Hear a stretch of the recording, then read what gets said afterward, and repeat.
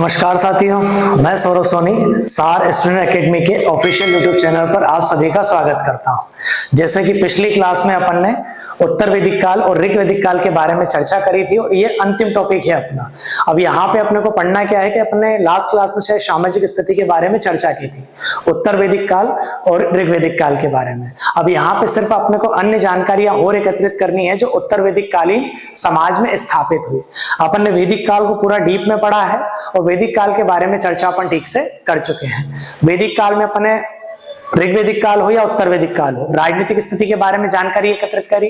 ऐसे ही फिर अपन देखते हैं कि धार्मिक स्थिति के बारे में जानकारी एकत्रित करी, आर्थिक स्थिति के बारे में जानकारी एकत्रित करी, उसी के साथ सामाजिक स्थिति के बारे में भी जानकारी एकत्रित करी है। क्लियर है सभी को? अब यहाँ पे अपने को जो अन्य चीजें हैं जो कल की क्लास में छूट गई थी वो अपने को पढ़ना है। आज अपने को पढ़ना क्या क्या है वो अपन देख लेते हैं। आज अपने को भाई अन्य चीजों के बारे में थोड़ी सी चर्चा करनी है।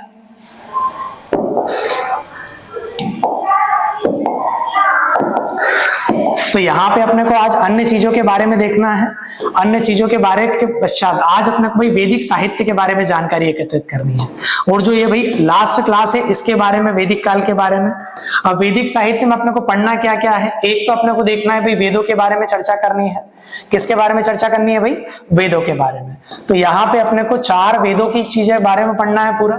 उसके बाद ही यहाँ पे अपने को अरण्यक के बारे में चर्चा करनी है, अरण्यक। उसी के बाद अपने को यहाँ पे किसकी चर्चा करनी है तो उपनिषद के बारे में चर्चा करनी है। और उपनिषद के बाद अपन देखते हैं यहाँ पे अपने को किसकी चर्चा करनी है भाई? ब्राह्मण ग्रंथ की। क्लियर सभी को?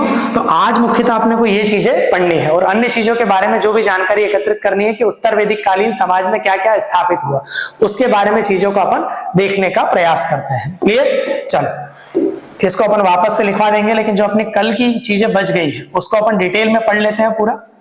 अब यहाँ पे अपन ने देखा है कि उत्तर वैदिक कालीन सामाजिक स्थिति के बारे में, अन्य के बारे में। अब यहाँ पे छोटी सी आपको हेडिंग देनी है भाई, अन्य करके। किसके बारे में? अन्य करके। अब अन्य में आपको पहला पॉइंट अपन ने क्या देखा है कि जैसे आपने 16 संस्कारों के नाम सुने हैं, जैसे कि आज अपन देखते हैं कि ब्राह्मण परिवार में या फिर अन्य समाजों में अपन ने क्या देखा है कि 16 संस्कार की व्याख्या मिलती है। अब ये 16 संस्कार स्थापित कहाँ पे हुए तो अपन ने इसके ब्रैकेट में क्या लिख दो भाई? उत्तर वैदिक कालीन, उत्तर वैदिक कालीन सामाजिक स्थिति। उत्तर वैदिक कालीन सामाजिक स्थिति के बारे में चर्चा कर रहे हैं भाई अपन। यहां पे वही हेडिंग देना है सभी को, उत्तर वैदिक कालीन सामाजिक स्थिति। जो अपन ने अंतिम क्लास में पढ़ा था उसी का ये विस्तार है, सामाजिक स्थिति।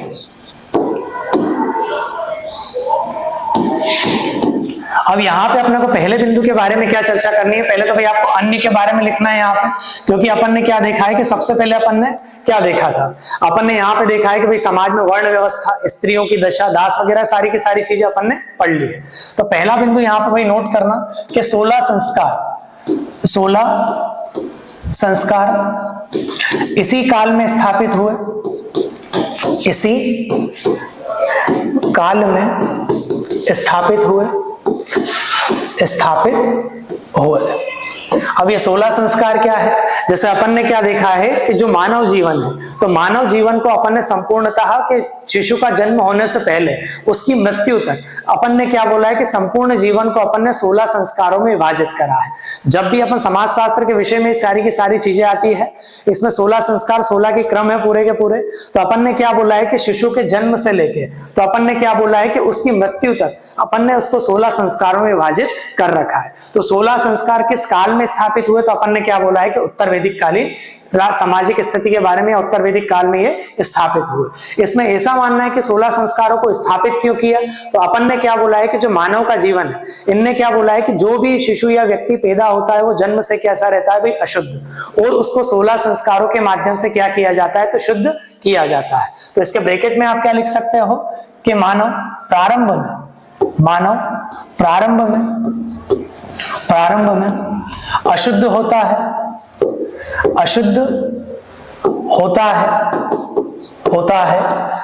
और 16 संस्कारों के माध्यम से, और 16 संस्कारों के माध्यम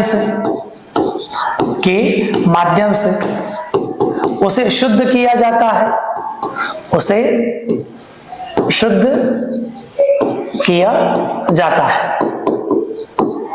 तो अपन ने क्या बोला है कि 16 संस्कारों की जो चर्चा अपन देखते हैं वो किस काल में स्थापित हुई, तो अपन ने क्या बोला है कि उत्तर वैदिक काल में।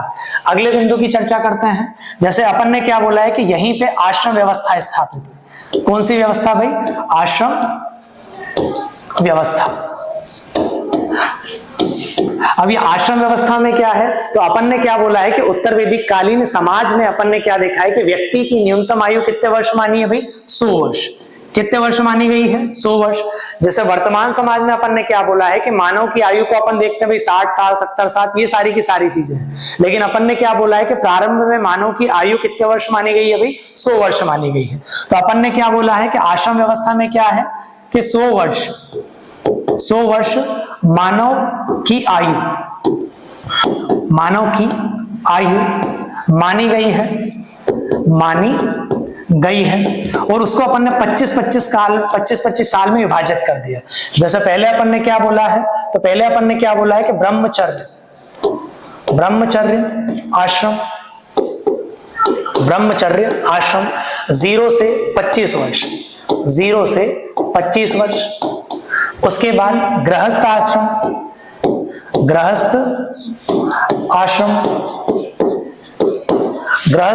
25 से 50 वर्ष।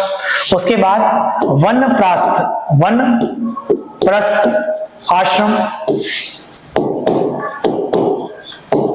ये अपन ने देखा है कि 50 से 75 वर्ष। यहां पे अपन ने क्या लिखा है भाई? 50 से 75 वर्ष।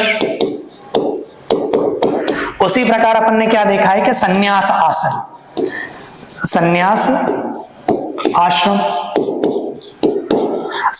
आश्रम 75 से 100 वर्ष। चलो, तो यहां पे अपन ने क्या बोला है कि आश्रम व्यवस्था किस काल में स्थापित हुई, तो अपन ने क्या बोला है भाई? उत्तर वैदिक काल में। अब अपन ने क्या माना है कि जो वेद है इसमें क्या बोला गया है कि भाई मानव की आयु को अपन ने कितने वर्ष माना है? तो 100 वर्ष, और 100 वर्ष को ही अपन ने 25-25 वर्ष के आधार पर विभाजित कर दिया। जैसे पहला अपन ने क्या लिखा है कि ब्रह्मचर्य आश्रम, कि बच्चा पैदा होता है तो 25 वर्ष तक उसको ब्रह्मचर्य का पालन करना चाहिए, और उसका मुख्य उद्देश्य क्या होना चाहिए कि शिक्षा ग्रहण करना है। जैसे ही 25 वर्ष के बाद उसकी शिक्षा पूरी हो जाती है, उसके बाद भी उसको क्या है कि गृहस्थ आश्रम में क्या होता है कि व्यक्ति को विवाह करना होता है और संतान की उत्पत्ति करनी होती है। तो विवाह करना और संतान की उत्पत्ति करना किस काल में, तो अपन ने क्या बोला है कि 25 से लेके 50 वर्ष। चीजें क्लियर? उसी प्रकार अपन ने क्या बोला है कि गृहस्थ आश्रम के पश्चात 50 से लेके 75 वर्ष की आयु में अपन ने क्या बोला है कि वन प्रस्थ या वन की ओर गमन करना है। और वन की ओर आप गमन करोगे तो इसका मुख्य उद्देश्य क्या है कि आपने जो अपना मुख्य समाज है उसको त्याग करके अपन वनों की ओर चले गए। अब वनों की ओर अपन क्यों जाते हैं? जैसे उदाहरण देखते हैं कि जो भारत है या अन्य देश है, उनके पास अपन ने क्या बोला है कि संसाधन सीमित होते हैं। क्या होते हैं भाई? संसाधन सीमित। अब यहाँ पे कॉन्सेप्ट को समझने का प्रयास करना, मैं क्या बोल रहा हूं कि अपन ने क्या बोला है कि किसी भी देश के जो संसाधन होते हैं वो अपने आप में क्या होते हैं? वो संसाधन सीमित होते हैं। क्या होते हैं भाई? वो संसाधन अपने आप में सीमित होते हैं। अब उदाहरण के लिए मान लो कि अपन भारत में, उदाहरण के लिए एग्जांपल, एक फैक्ट्री है। अब एक फैक्ट्री में अपन मुख्यतः कितने लोग को काम दे सकते हैं? तो अपन ने बोला है कि 100 लोग को। अब कभी मान लो कि जनसंख्या बहुत बढ़ी गई, बढ़ते गए और भयंकर हो गई, तो अपन ने क्या बोला है कि जनसंख्या जैसे जैसे बढ़ती जाएगी तो उसके रोजगार देने के संसाधन तो सीमित ही होंगे, क्योंकि प्रत्येक देश के पास संसाधन क्या होते हैं? सीमित होते हैं। तो अपन ने क्या बोला है कि इसी आश्रम व्यवस्था का मुख्य उद्देश्य क्या है कि आपने मुख्य जो आपके 50 वर्ष जीवन के आपने जी लिए मुख्य समाज के साथ, उसके बाद आप जंगलों की ओर जाओ, वनों की ओर जाओ और अपने 25 वर्ष वहां पे जियो। चीजें क्लियर? और फिर जैसे ही आप 75 वर्ष के होते हो उसके बाद आप क्या ले लो भाई? संन्यास। और आपका मुख्य उद्देश्य क्या है कि समाज को सुधारने का कार्य आपको करना है। तो यहाँ पे अपन ने क्या बोला है कि प्रत्येक देश के पास अपन ने क्या बोला है कि संसाधन कैसे होते हैं भाई? सीमित होते हैं। और संसाधन सीमित है तो अपन ने क्या बोला है कि 50 वर्ष आपने आपके जीवन के जी लिए, और जो संसाधन है आप अपनी अगली पीढ़ी को दे दो। यही तो सतत विकास है। वर्तमान में अपन ने क्या है? सतत विकास क्या है कि वर्तमान में आपने आपकी जरूरतों की तो पूर्ति कर ली है, और आने वाली जो भविष्य की पीढ़ी है उसके लिए भी आपको संसाधन बचाने होंगे। क्लियर? और यहीं पे अपने को आश्रम व्यवस्था में देखने को मिलता है। इसी कारण से अपन ने क्या बोला है कि वेदों को अपन ने ज्ञान का भंडार माना है। क्लियर सभी को?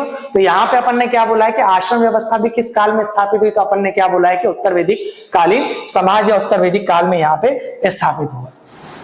चीजें क्लियर है भाई सभी को?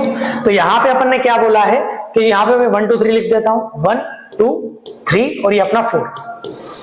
तो अपन ने क्या बोला है कि चारों आश्रम इसके ब्रैकेट में नोट करके लिख लो भाई कि चारों आश्रम का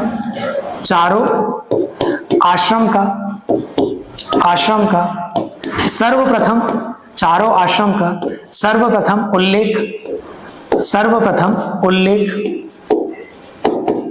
जबालो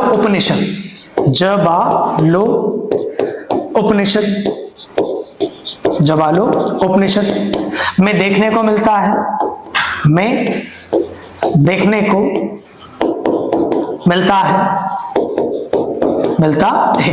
उसी प्रकार भाई एक पॉइंट यहीं पे नोट करके यहाँ पे एक पॉइंट और लिख रहा हूं मैं। आरंभिक तीन आश्रमों का उल्लेख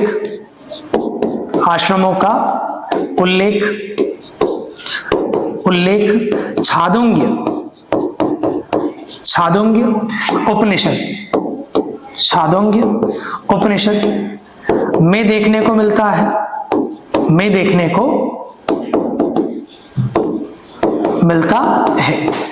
चीजें क्लियर है भाई सभी को?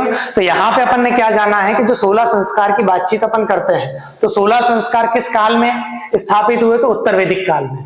ऐसा माना जाता है कि जो मानव है, तो मानव जीवन में अपन ने क्या बोला है कि अशुद्ध होता है और उसको 16 संस्कारों के माध्यम से क्या किया जाता है भाई? शुद्ध किया जाता है। चीजें क्लियर? उसी प्रकार अपन ने क्या देखा है कि मानव के जीवन को अपन ने मुख्यतः कितने वर्ष का माना है? तो 100 वर्ष का माना है। और 100 वर्ष का माना है तो अपन ने 25-25 के आधार पे इसको विभाजित कर दिया। तो पहला आश्रम अपन ने क्या देखा है भाई? ब्रह्मचर्य आश्रम। और ब्रह्मचर्य आश्रम में अपन ने क्या देखा है कि 0 से लेके 25 वर्ष। चीजें क्लियर? इसमें शिक्षा ग्रहण करते हैं व्यक्ति। उसी प्रकार अपन ने दूसरा आश्रम कौन सा देखा है? तो अपन ने क्या देखा है कि गृहस्थ आश्रम 25 से लेके 50 वर्ष। उसी प्रकार अपन ने क्या देखा है कि वनप्रस्थ आश्रम, तो अपन को वन की ओर गमन करना है, तो अपन ने क्या बोला है कि 50 से लेके 75 वर्ष। उसके बाद व्यक्ति को क्या लेना चाहिए भाई? संन्यास लेना चाहिए। और संन्यास आश्रम में अपन ने क्या देखा है कि 75 से लेके 100 वर्ष। चीजें क्लियर? तो आरंभिक अपन ने क्या बोला है कि इन चारों आश्रमों का सर्वप्रथम उल्लेख कहां पे देखने को मिलता है? तो अपन ने क्या बोला है भाई? जबालो उपनिषद। अभी उपनिषद क्या होता है कि अभी अपन पढ़ने वाले हैं। क्लियर? उसी प्रकार अपन ने क्या बोला है कि जो आरंभिक 3 आश्रम है, तो आरंभिक 3 आश्रमों का उल्लेख सबसे पहले किसमें देखने को मिलता है? तो अपन ने क्या बोला है कि छांदोग्य उपनिषद में। चीजें क्लियर है भाई सभी को? बढ़े आगे, फटाफट भाई छाप लो, छापो भाई फटाफट। फिर नेक्स्ट अपन आगे बढ़ते हैं। चलो नेक्स्ट, अब ये 2 पॉइंट अपन ने लिख लिए। अब ये तीसरा पॉइंट अपन लिखेंगे यहाँ पे कि 4 पुरुषार्थ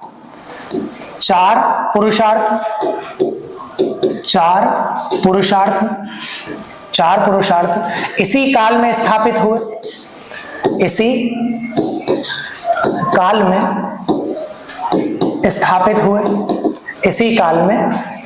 हुए। अब ये 4 पुरुषार्थ कौन कौन से हैं? धर्म, अर्थ, काम, मोक्ष। क्या बोला भाई अपन ने कि 4 पुरुषार्थ किस काल में स्थापित हुए? तो अपन ने क्या बोला है भाई? उत्तर वैदिक काल में। अब ये 4 पुरुषार्थ होते क्या है? तो पहला अपन ने क्या बोला है भाई? धर्म। दूसरा क्या होता है? अर्थ। और तीसरा क्या होता है कि काम। और चौथा क्या होता है? मोक्ष। अब यहाँ पे अपन ने क्या बोला है कि चारों व्यवस्था अपन ने स्थापित करी। तो ये होता क्या है? तो अपन ने क्या बोला है कि मानव को इसका उद्देश्य क्या है इन 4 पुरुषार्थ का? कि भौतिक जीवन के साथ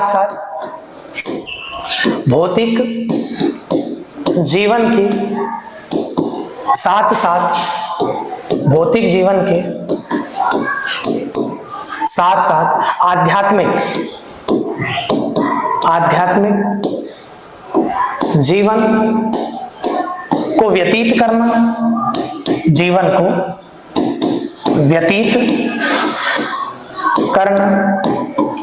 चीजें क्लियर है भाई सभी को? तो 4 पुरुषार्थ में अपन ने क्या बोला है कि पहला क्या होता है कि धर्म।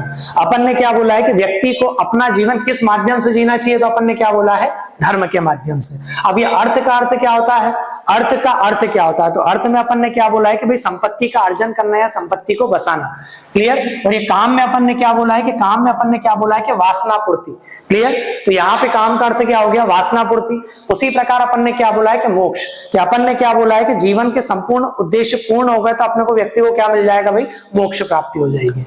चीजें क्लियर है? तो 4 पुरुषार्थ भी किस काल में स्थापित हुए, तो अपन ने क्या देखा है कि उत्तर वैदिक काल में। और इसका मुख्य उद्देश्य क्या होता है, तो अपन ने क्या देखा है कि भौतिक जीवन के साथ साथ आध्यात्मिक जीवन का भी क्या करना है कि निर्वहन या फिर व्यतीत करना। उसी प्रकार आपने 3 ऋण के बारे में सुना होगा, त्रिऋण। त्रिऋण भाई वापस से लिख देता हूं,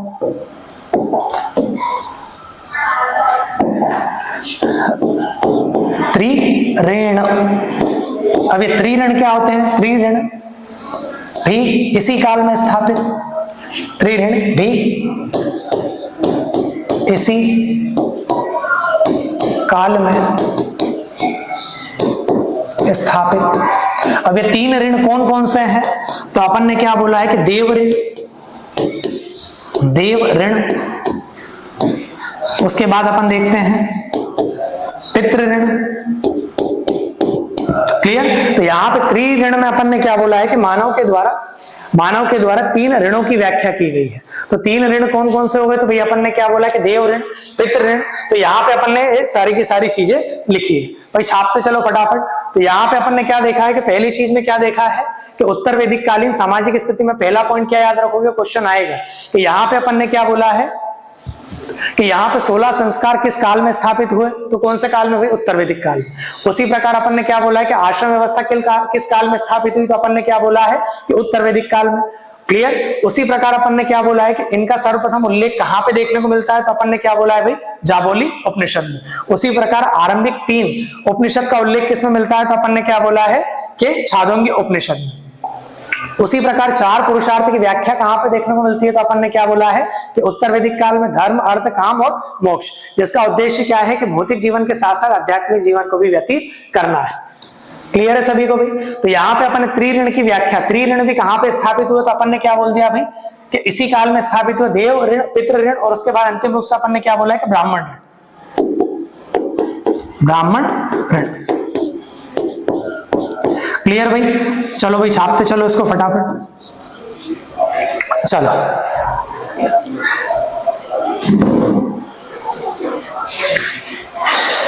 चलो भाई हो गया सभी का। अब यहाँ पे अपन भाई अन्य चीजों के बारे में चीजें लिख ली है, और शायद लास्ट क्लास में अपन ने जो गोत्र की व्यवस्था थी कि गोत्र के बारे में चर्चा की थी भाई अपन ने, गोत्र, तो शायद ये लिखवा दिया है मैंने कि जो गोत्र शब्द है, गोत्र शब्द अपने को कहां देखने को मिलता है, तो अपन ने क्या बोला है भाई, ऋग्वेद में। उसी प्रकार ये व्यवस्था स्थापित कब हुई, तो गोत्र व्यवस्था, गोत्र व्यवस्था स्थापित, तो ये अपन ने कहां पे देखा था, तो अपन ने देखा है उत्तर वैदिक काल में, उत्तर वैदिक काल में। ये शायद लास्ट क्लास में लिखवा भी दिया था मैंने, छाप लो भाई फटाफट ये सारी की सारी चीजें। उसके बाद भी अपन आगे बढ़ते हैं।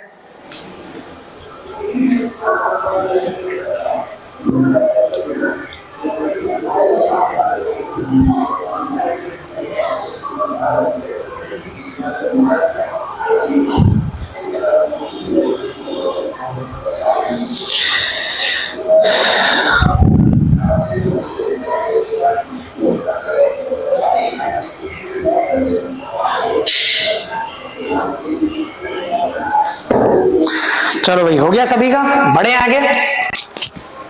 चलो उम्मीद है कि अपना जो वैदिक काल के बारे में अपन ने सारी की सारी चर्चा कर ली है।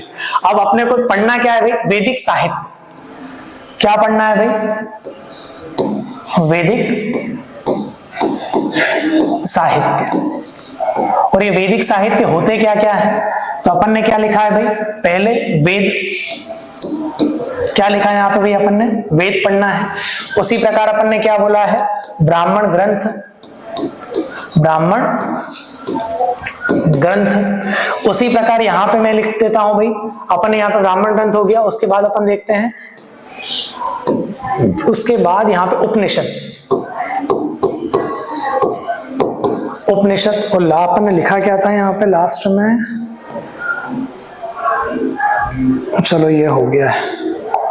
चलो भाई, तो इनके बारे में भी वैदिक साहित्य के बारे में अपन चर्चा करते हैं। और ये अपना एक हो गया अरण्यक। क्या हो गया भाई? अरण्यक। इन चारों के बारे में भाई अभी अपने को चर्चा करनी है। भाई वेद के बारे में आप सभी ने सुन रखा होगा कि वेद होते क्या है। तो भाई अपन ने क्या बोला है कि ये अपने आप में, इनको वेदों को क्या बोला जाता है? तो अपौरुष बोला जाता है। पूरा अपन डिटेल में मैं लिख दूंगा, फिर छापते जाना।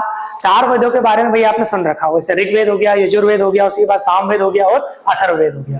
तो यहाँ पे अपन ने क्या बोला है कि चारों वेदों के बारे में चर्चा करनी है। और ब्राह्मण ग्रंथ क्या होते हैं? जो ब्राह्मणों के द्वारा किए जाने वाले कर्मकांडीय व्यवस्था के बारे में दर्शाते हैं। क्लियर? उसी प्रकार अपन ने क्या बोला है कि उपनिषद का बल किस पे? तो अपन ने क्या बोला है कि उपनिषद वेदों की दार्शनिक व्याख्या करते हैं, जिनका मुख्य बल किस पे रहता है? तो ज्ञान पे। उसी प्रकार अरण्यक में अपन ने क्या देखा है कि ये जो भी तप वगैरह होते हैं, इसका मुख्य उद्देश्य क्या होता है? तो अपन ने क्या बोला है कि तप के ऊपर। तो अपन वेदों के बारे में चर्चा करते हैं। तो वेद क्या है? तो वेदों को अपौरुष, वेदों को अपौरुष कहा जाता है। अपौरुष कहा जाता है। अर्थात वेदों की रचना, वेदों की रचना मानव के द्वारा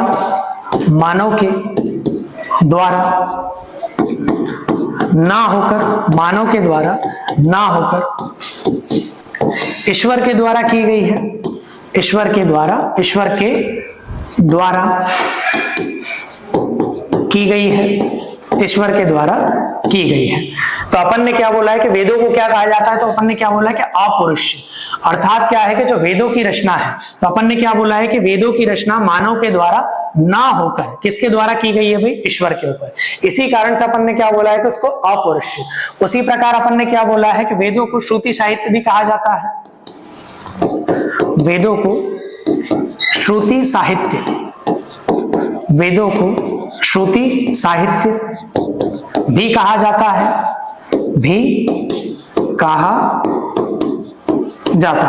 अब श्रुति साहित्य का अर्थ क्या होता है कि जो सुनकर लिखे गए, अर्थात जो एक पीढ़ी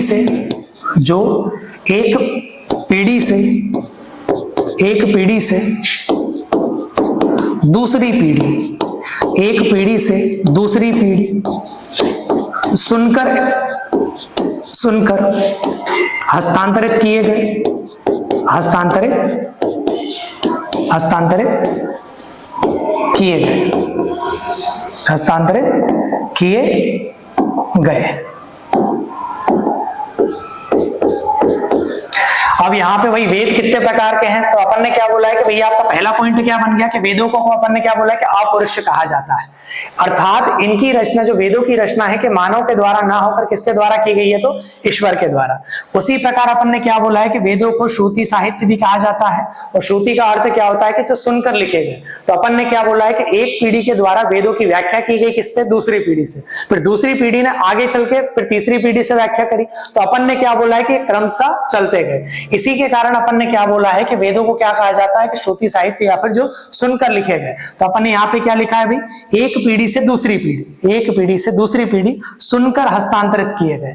चीजें क्लियर है भाई सभी को? तो यहाँ पे अपन ने क्या बोला है कि वेद। तो अपन ने क्या बोला है कि जो वेद है, वेद यहाँ पे अपन ने बोला है कि नेक्स्ट पॉइंट क्या लिखा अपन ने कि वेदों के प्रकार। तो अपन ने क्या बोला है कि वेद कितने हैं? तो अपन ने क्या बोला है भाई? वेद के प्रकार। ये अगला पॉइंट लिखना भाई आप सभी। वेद के प्रकार अपन ने बोला है कितने वेद है? तो भाई 4 है। कौन कौन से? ऋग्वेद, उसके बाद सामवेद, उसके बाद यजुर्वेद, और अंतिम रूप से यहां पे लिख देता हूं कौन सा है भाई?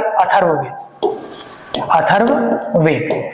चीजें क्लियर? तो अपन ने क्या बोला है कि वेदों के प्रकार अपन ने देखे तो वेद कितने प्रकार के भाई? 4 प्रकार के। पहला ऋग्वेद, सामवेद, यजुर्वेद और अथर्ववेद। चीजें क्लियर है सभी को? अब यहाँ पे ब्राह्मण ग्रंथ क्या होते हैं? भाई ये पोर्शन अलग है पूरा। अभी ब्राह्मण ग्रंथ क्या होते हैं, तो यह कर्मकांडीय, यह कर्मकांडीय व्यवस्था, कर्मकांडीय व्यवस्था को प्रदर्शित करते हैं, को प्रदर्शित करते हैं। इनका बल यज्ञ पर है, यज्ञ पर है। चीजें क्लियर भाई? ये पोर्शन अलग है, ये पोर्शन अपना अलग है। उसके बाद अपने ब्राह्मण ग्रंथ के बारे में क्या बोला है कि यह कर्मकांडीय व्यवस्था को प्रदर्शित करते हैं। चीजें क्लियर है। और इनका बल किस पे है, तो अपन ने क्या बोला है कि इनका बल मुख्यतः किस पे है, तो यज्ञ पर है। उसी प्रकार अपन ने क्या बोला है कि उपनिषद। अब भाई इसके एक काम करो, फटाफट इसको छाप लो, अपन नेक्स्ट स्लाइड में उपनिषद और अरण्यक के बारे में लिख लेंगे, नहीं तो पूरा होच पोच हो जाएगा। छापो भाई फटाफट।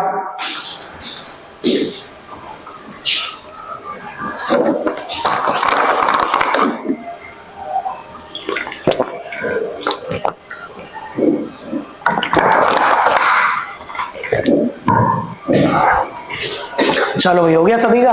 अब यहाँ पे उपनिषद और अरण्यक, इन दोनों के बारे में अगली स्लाइड में लिख लेते हैं अपन। तो उपनिषद क्या है, तो अपन ने क्या बोला है, उपनिषद की हेडिंग दो भाई वापस। उपनिषद यहां वेदों की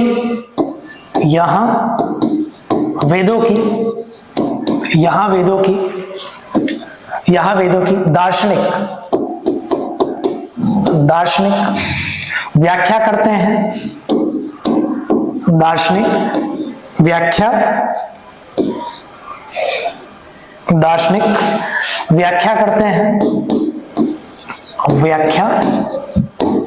करते हैं। इनका बल मुख्यतः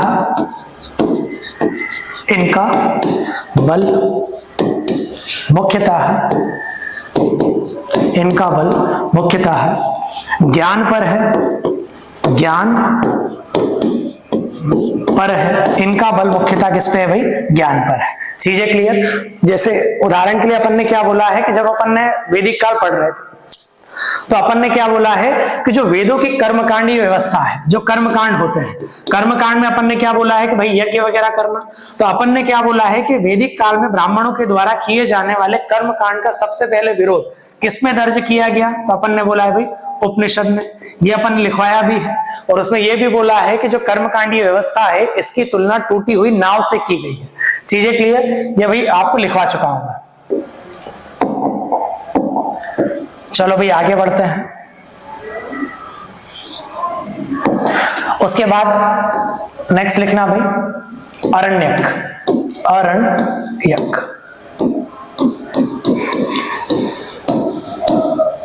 इनकी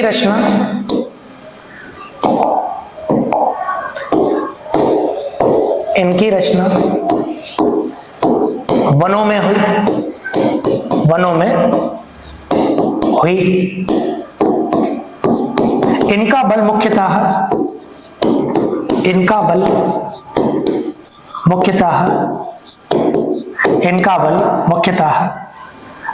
है। इनका बल मुख्यतः तप पर है। छाप लो भाई फटाफट। अब इसके क्वेश्चन कैसे बनेंगे अभी अपन देख लेते हैं सारे के सारे। चल हो गया भाई सभी का। अब देखो इसके क्वेश्चन कैसे बनेंगे कि वैदिक साहित्य में अपने को 4 चीजों के बारे में पढ़ना है। पहला कौन सा है, वेद। तो अपन ने क्या बोला है कि वेदों को अन्य किस नाम से जाना जाता है, तो भाई कुछ भी ऑप्शन में आ जाए तो अपन ने क्या, अपरुष और श्रुति साहित्य। क्लियर सभी को? उसके बाद फिर अपन ने क्या बोला है कि वेद कितने प्रकार के, तो अपन ने क्या बोला है भाई 4 प्रकार के। इन चारों को अभी अपन डिटेल में पढ़ने वाले हैं।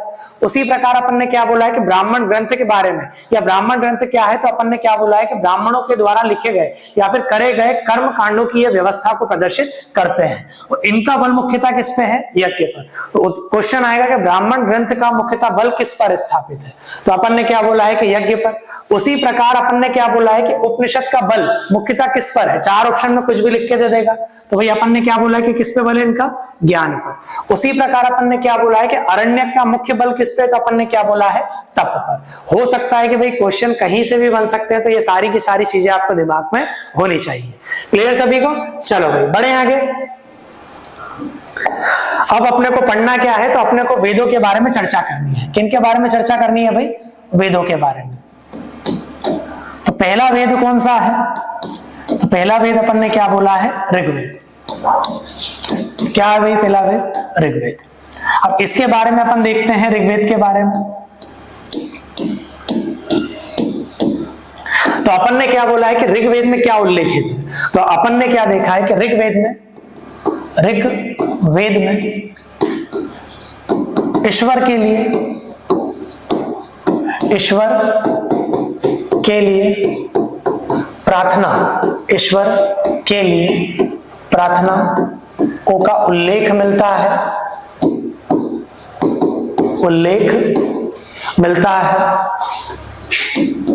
मिलता है।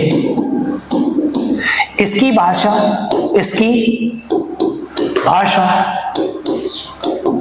संस्कृत है। ऋग्वेद की भाषा क्या है भाई? संस्कृत। और ब्राह्मी लिपि है। लिपि कौन सी है भाई? और ब्राह्मी लिपि का प्रयोग मिलता है, का प्रयोग देखने को मिलता है, का प्रयोग देखने को मिलता है। नेक्स्ट पॉइंट लिखना भाई, ऋग्वेद में 10 मंडल, ऋग्वेद में 10 मंडल, 1028 सूक्त और 10,642 मंत्रों का उल्लेख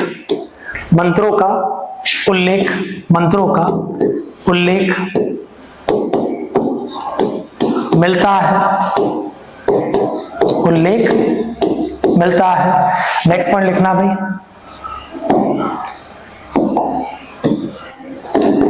यह सर्वाधिक प्राचीन वेद है। यह सर्वाधिक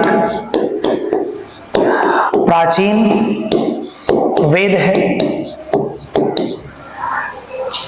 ऋग्वेद के मंत्रों के उच्चारण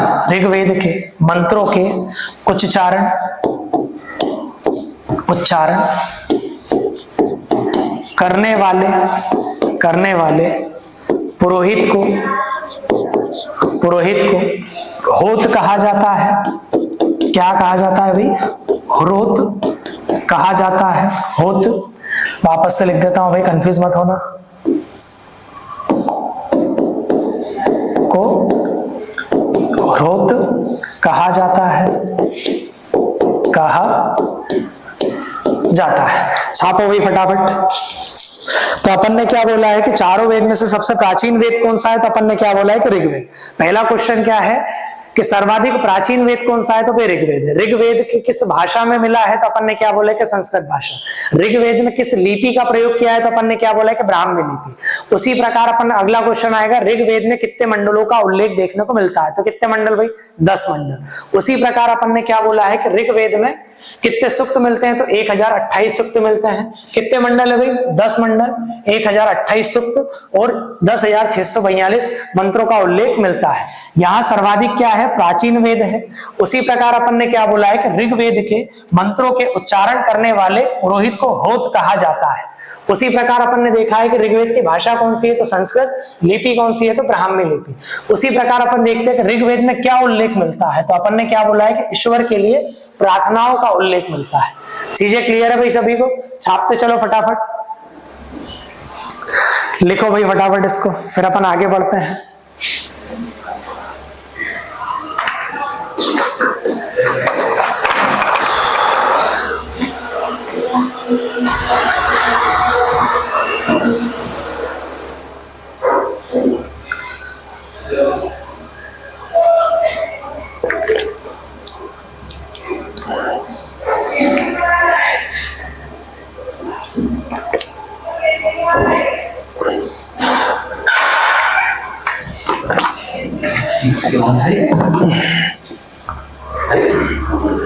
चलो भाई बढ़े आगे। चलो नेक्स्ट, ये सभी का हो गया भाई। तो अपन ने क्या बोला है कि यहाँ पे ऋग्वेद के बारे में अपन ने जानकारी एकत्रित करी है। तो ऋग्वेद में क्या था, तो अपन ने क्या बोला है कि ईश्वर के लिए प्रार्थना। उसी प्रकार ऋग्वेद की भाषा कौन सी है, तो संस्कृत। लिपि कौन सी है, तो ब्राह्मी लिपि। उसी प्रकार अपन ने क्या देखा है कि ऋग्वेद में कितने मंडल, 10 मंडल, मतलब बोल सकते हैं कि 10 चैप्टर। चीजें क्लियर है भाई सभी को। और सूक्त कितने हैं, तो 1028। मंत्र कितने हैं, तो 10,642। बड़े आगे भाई। चलो नेक्स्ट, इसी के बाद पॉइंट करके लिखना है सभी को। लिखते चलो भाई। तो यहां पे अपन ने बोला है कि ऋग्वेद का उपवेद, ऋग्वेद का उपवेद आयुर्वेद है, आयुर्वेद है।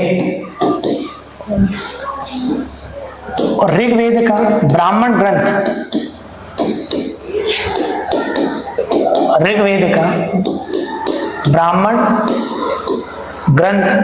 तो अपन ने क्या बोला है भाई, ऐत्रेय ब्राह्मण ग्रंथ है, ऐत्रेय ब्राह्मण ग्रंथ है, ऐत्रेय ब्राह्मण ग्रंथ है। नेक्स्ट पॉइंट लिखना भाई, प्रमुख मंडल। जैसे अपन ने क्या बोला है कि 10 मंडल मिलते हैं, इसमें प्रमुख मंडल कौन कौन से हैं उसके बारे में नोट करते चलना भाई। तीसरे मंडल में, तीसरे मंडल में गायत्री मंत्र, गायत्री मंत्र का उल्लेख, गायत्री मंत्र का उल्लेख मिलता है, मिलता है। और इसके रचनाकार कौन है, इसके रचनाकार कौन है, तो अपन ने क्या बोला है कि विश्वामित्र। गायत्री मंत्र को किसने लिखा है, तो अपन ने क्या बोला है कि विश्वामित्र के द्वारा। उसी प्रकार नेक्स्ट पॉइंट लिखो कि 7वें मंडल में, जो प्रमुख मंडल में कौन सा है भाई, 7वां मंडल। तो 7वें मंडल में, 7वें मंडल में दशराज्य युद्ध, दशराज्य युद्ध का वर्णन, का वर्णन, का वर्णन मिलता है। अब यहां पे नोट करके लिखना भाई, यहां युद्ध, यहां युद्ध रावी या परुषणी, परुषणी, रावी या परुषण, रावी या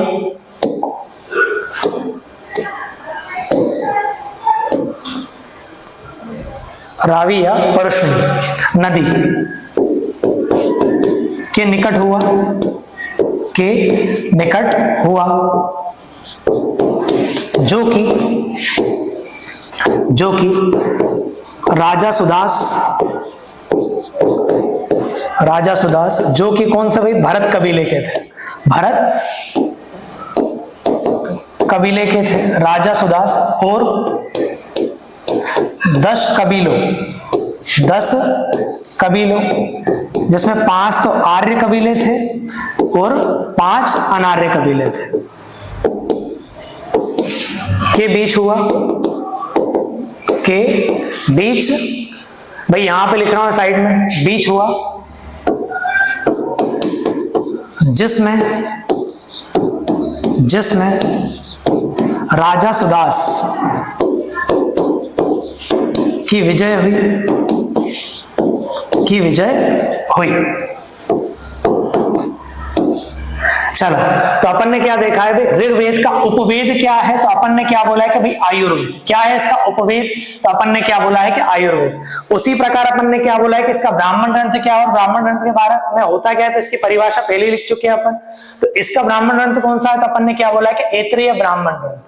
क्या समझा भाई अपन ने, ऐत्रेय ब्राह्मण ग्रंथ। उसी प्रकार अपन ने क्या देखा है कि जो 10 मंडल है, तो 10 मंडल में से अपने को कुछ प्रमुख मंडलों के बारे में जानकारी एकत्रित करनी है। तो पहला कौन सा है भाई, तीसरा मंडल। तो तीसरे मंडल में अपन ने क्या बोला है कि भाई गायत्री मंत्र का उल्लेख मिलता है। किसका उल्लेख मिलता है भाई, गायत्री मंत्र का उल्लेख मिलता है, जिसकी रचना किसके द्वारा की गई है, तो अपन ने क्या बोला है कि विश्वामित्र के द्वारा। उसी प्रकार अपन ने क्या बोला है कि भाई 7वां मंडल, सातवां मंडल। तो सातवें मंडल में अपने को किसका वर्णन मिलता है? तो अपन ने क्या बोला है कि दशराग्य युद्ध। अब इसका नाम दशराग्य क्यों पड़ा है? क्योंकि अपन ने क्या बोला है कि यहाँ युद्ध एक कबीले की तरफ कौन था? भरत कबीला, जिसके शासक या राजा कौन थे? सुदास। उसी प्रकार अपन ने क्या बोला है कि दशराग्य युद्ध, राजा सुदास जो कि भरत कबीले के थे, और भरत कबीले के नाम पर ही अपन ने क्या बोला है कि भारत का नाम पड़ा, ऐसी भी कहानी देखने को मिलती है। तो अपन ने क्या देखा है कि जो राजा सुदास है वो कौन थे भाई? अपने आप में आर्य थे। और उसी प्रकार अपन ने क्या बोला है कि 10 कबीले, 10 कबीले में अपन ने क्या बोला है कि 5 आर्य कबीले थे और 5 अनार्य कबीले। और इन कबीलों को लीड कौन कर रहा था? तो अपन ने क्या बोला भाई? कुरु कबीला। इन 10 को लीड कौन कर रहा था भाई? तो अपन ने क्या बोल दिया भाई? कुरु कबीला। सॉरी, क्या नाम है? पुरु कबीला। क्या नाम है उसका भाई? लिख लेना भाई, इनके लीडर का नाम क्या है 10 के। तो यहां पे अपन ने क्या बोला? इनके लीडर का नाम क्या है? तो पुरु कबीला, पुरु कबीला। तो अपन ने क्या बोला है कि जो 10 युद्ध हुआ था, एक तरफ राजा सुदास और 10 लोग उधर थे, तो इस युद्ध में जीता कौन था? अपन ने क्या बोला कि राजा सुदास जीते थे। चीजें क्लियर है भाई? फटाफट छापो इसको भी, फिर अपन आगे बढ़ते हैं।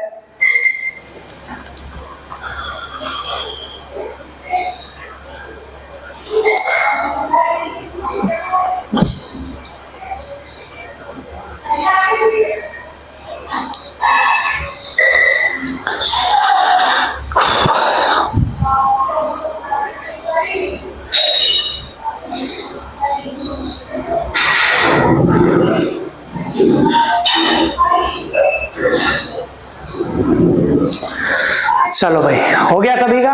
बढ़े आगे। नेक्स्ट छापना, ये प्रमुख मंडल में लिखना भाई। लिखो भाई, नवा मंडल, नवा मंडल सोम को समर्पित है, सोम को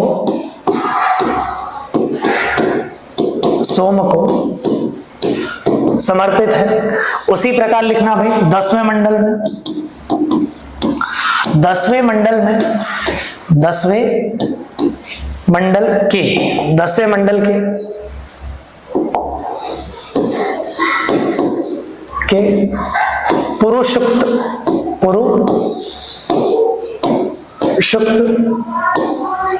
में चतुर्वर्ण, चतुर्वर्ण व्यवस्था। अब ये चतुर्वर्ण में क्या क्या था? तो अपन ने क्या बोला? ब्राह्मण, क्षत्रिय, वैश्य और शूद्र। वैश्य और क्या लिखा अपन ने? शूद्र। 10वें मंडल के पुरुष सुक्त कबीले में, पुरुष सुक्त कबीले में, सॉरी सुक्त में अपने को सर्वप्रथम चतुर्वर्ण व्यवस्था का उल्लेख देखने को मिलता है। मैं चतुर्वर्ण व्यवस्था का सर्वप्रथम उल्लेख देखने को मिलता है, देखने को मिलता है। चीजें क्लियर भाई सभी को?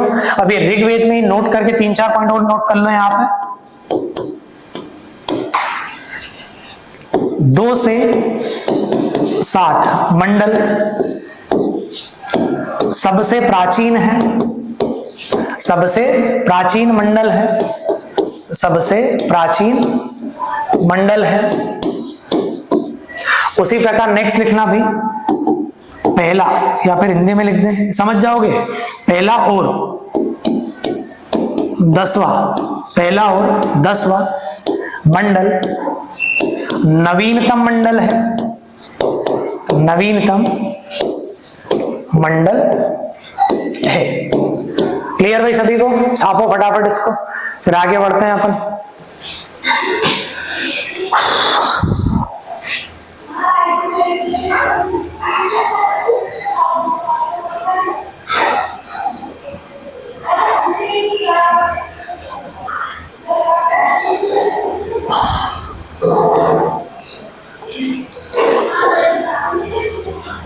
चलो भाई, हो गया सभी का?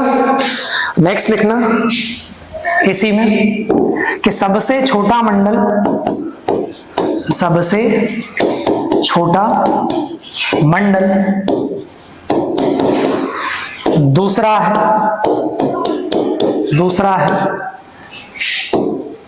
सबसे बड़ा मंडल सबसे बड़ा मंडल 10वां है।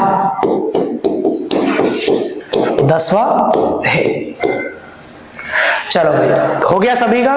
तो अपन ने जितनी भी जानकारी लिखी है सारी ऑथेंटिक है, फटाफट भाई नोट करते चलना। तो अपन ने क्या बोला है कि जो नवा मंडल है, अपन ने क्या बोला है कि ऋग्वेद में मुख्यतः अपने को कितने मंडलों की चर्चा मिलती है भाई, पेन बदल लेते हैं भाई।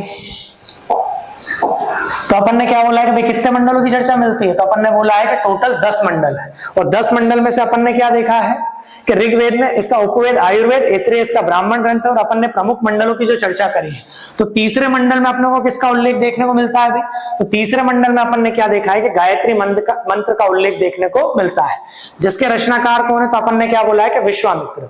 उसी प्रकार 7वें मंडल में अपने को किसका वर्णन मिलता है, तो दसरा के युद्ध का, जो कि किस नदी के किनारे हुआ था, तो अपन ने क्या बोला है कि रावी या पुरुष नदी के किनारे, जिसमें अपन ने बोला है कि आमने सामने कौन थे, तो राजा सुदास और अन्य 10 कबीले। क्लियर। तो राजा सुदास जो कबीला है वो कौन सा कबीला है, तो अपन ने क्या बोला है कि भरत कबीला। और इसी कबीले के नाम पर कहानी चलती है कि अपन ने क्या बोला है कि भारत का नाम पड़ा है। उसी प्रकार 10 कबीले हैं, तो इसमें 5 आर्य और 5 अनार्य कबीले। इन 10 कबीलों को लीड करने वाला कबीला कौन सा था, तो अपन ने क्या बोला है पुरु कबीला। क्या नाम था उसका, पुरु कबीला। इस युद्ध में विजय किसकी होती है, तो अपन ने क्या बोला है कि राजा सुदास की। उसी प्रकार अपन ने क्या बोला है कि जो नवा मंडल है, तो नवा मंडल किसको समर्पित है, तो अपन ने क्या बोला है भाई सोम को समर्पित है। चीजें क्लियर। उसी प्रकार अपन ने क्या बोला है कि 10वें मंडल के पुरुष सूक्त में सर्वप्रथम हमें चतुर्वर्ण व्यवस्था का उल्लेख देखने को मिलता है। चीजें क्लियर सभी को। उसी प्रकार नोट में अपन ने क्या लिखा है कि भाई सबसे प्राचीन मंडल कौन सा है, तो अपन ने क्या बोला है कि 2 से 7 तक सबसे प्राचीन मंडल देखने को मिलते हैं। और पहला मंडल और 10वां मंडल अपन ने क्या बोला है कि बाद में जोड़ा गया, पहला और 10वां मंडल नवीनतम मंडल है। उसी प्रकार अपन ने क्या बोला है कि सबसे छोटा मंडल कौन सा है, तो अपन ने क्या बोला है कि दूसरा। उसी प्रकार सबसे बड़ा मंडल कौन सा है, तो अपन ने क्या बोला है कि भाई 10वां मंडल सबसे बड़ा मंडल है। चीजें क्लियर है भाई सभी को, हो गया सभी का, बढ़े आगे अपन। चलो भाई नेक्स्ट। तो ऋग्वेद की अपन ने चर्चा कर ली है, अब दूसरे वेद की अपन चर्चा करते हैं भाई सामवेद। क्या लिखा है भाई अपन ने, सामवेद। अब अपन ने क्या बोला है कि यज्ञ में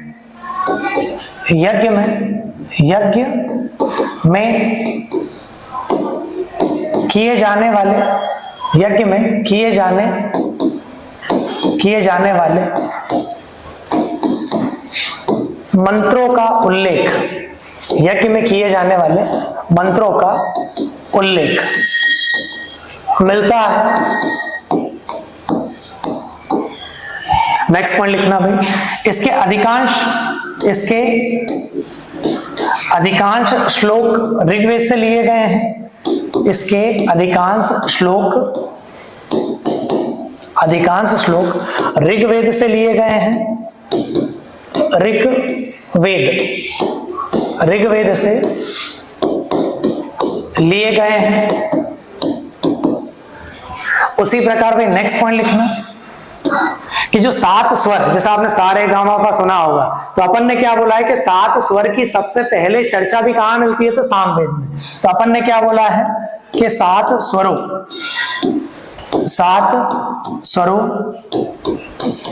की चर्चा मिलती है। इसे भारतीय संगीत का स्रोत माना जाता है। इस वेद को भारतीय संगीत का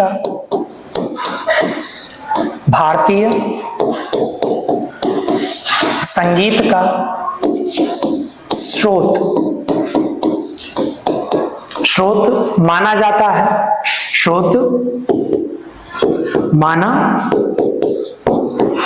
है। नेक्स्ट पॉइंट लिखना भाई, इन मंत्रों के उच्चारण करने वाले पुरोहित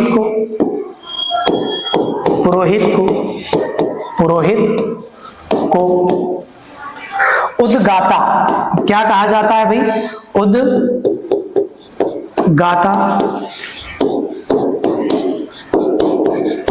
कहा जाता है। उसी प्रकार भाई नेक्स्ट पॉइंट लिखना, इस वेद इस वेद का उपवेद, इस वेद का उपवेद गंधर्व वेद है, गंधर्व वेद है। चीजें क्लियर भाई सभी को? तो अपन ने किसकी चर्चा करी है कि दूसरा वेद कौन सा है, तो अपन ने बोला सामवेद। तो सामवेद में क्या है, तो अपन ने क्या बोला है कि यज्ञ में किए जाने वाले मंत्रों का उल्लेख इसमें देखने को मिलता है। क्लियर सभी को? उसी प्रकार अपन ने क्या बोला है कि इसके अधिकांश श्लोक किससे लिए गए, तो अपन ने क्या बोला है भाई, ऋग्वेद से प्राप्त किए गए। इसी में अपन जो सारे गामापा की चर्चा करते हैं, तो सात स्वरों की जो चर्चा है तो सबसे पहले किस वेद में देखने को मिलती है, तो अपन ने क्या बोला है कि सामवेद में। इसी कारण से अपन ने क्या बोला है कि इस वेद को भारतीय संगीत का स्रोत माना जाता है या जनक माना जाता है। स्रोत के ब्रैकेट में क्या लिख लो भाई,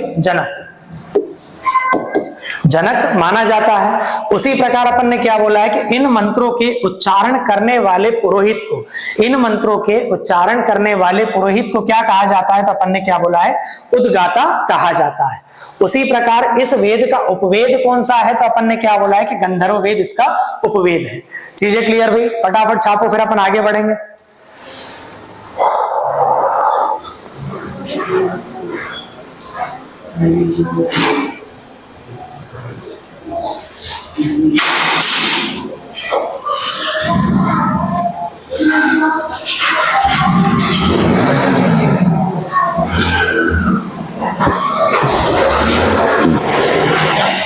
चलो भाई,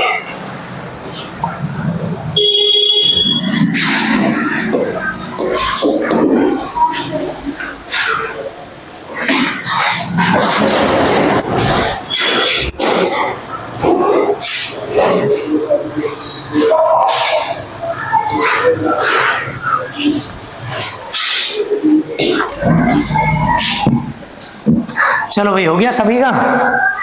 कोई समस्या है इसमें? यहीं पे साइड में लिख लो भाई इसका ब्राह्मण ग्रंथ।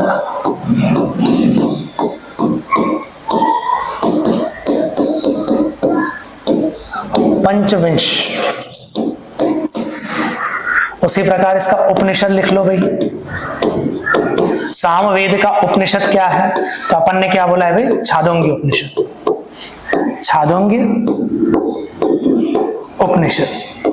चलो भाई, यहाँ पे पॉइंट बना के क्या लिखोगे, सामवेद का ब्राह्मण ग्रंथ कौन सा है, तो अपन ने क्या बोला है कि पंचविंश। उसी प्रकार अपन ने क्या बोला है कि सामवेद का उपनिषद कौन सा है, तो अपन ने क्या बोला है भाई, छांदोग्य उपनिषद। चीजें क्लियर है भाई सभी को? फटाफट नोट कर लो, 2 वेद की और चर्चा बची है।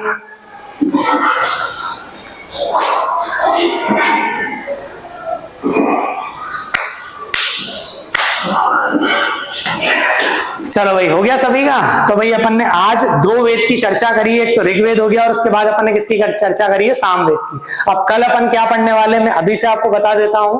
कल अपने को आते से 2 वेद की चर्चा करनी है, उसी के बाद अपन 5 से 10 मिनट में उपनिषद की चर्चा करने वाले हैं, अरण्यक की चर्चा करने वाले हैं। तो ये सारी की सारी चीजें कल अपनी क्लास में हो जाएगी। उसी के बाद फिर अपन ने क्या बोलेंगे भाई, पूर्व मौर्य आक्रमण के मौर्य काल जब भी अपन पढ़ेंगे तो उससे पहले भी अपन ने क्या बोला है कि चीजें यहाँ पे स्थापित हुई, उसके बारे में अपन चर्चा कल की क्लास में करेंगे। ठीक है भाई? तो आज की क्लास के लिए यहीं तक सीमित रखते हैं अपन। आज के लिए भाई धन्यवाद।